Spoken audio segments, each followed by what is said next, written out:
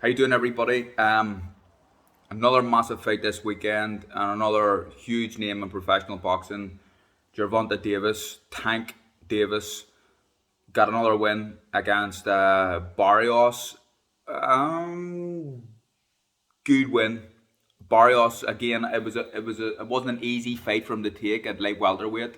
Um, it was a tough fight. Barrios is a good fighter, tough fighter. Um, Davis Davis was behind in the fight at the halfway point.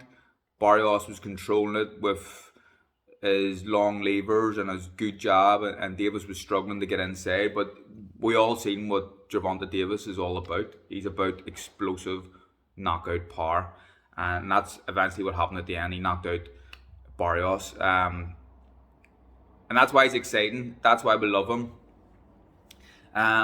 Couple of things I want to talk about. Is he a super lightweight or a light welterweight, as I like to call it?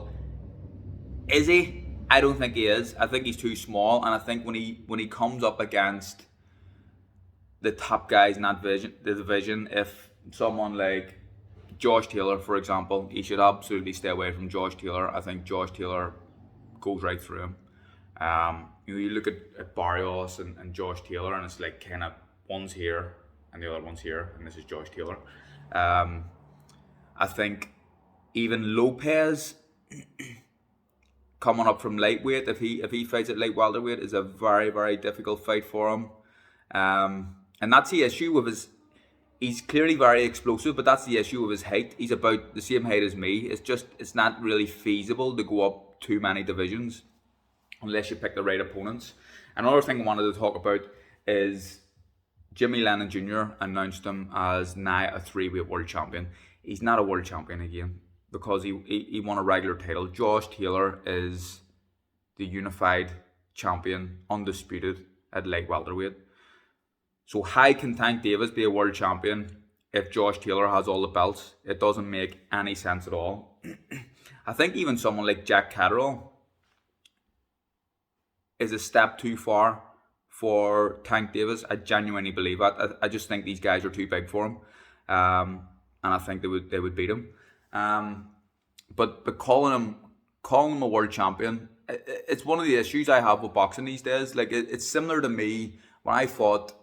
You always like to try and relate it back to yourself, but when I fought Luke Jackson, I won a WBO interim title, which is kind of the same as Tank Davis's regular title for the WBA.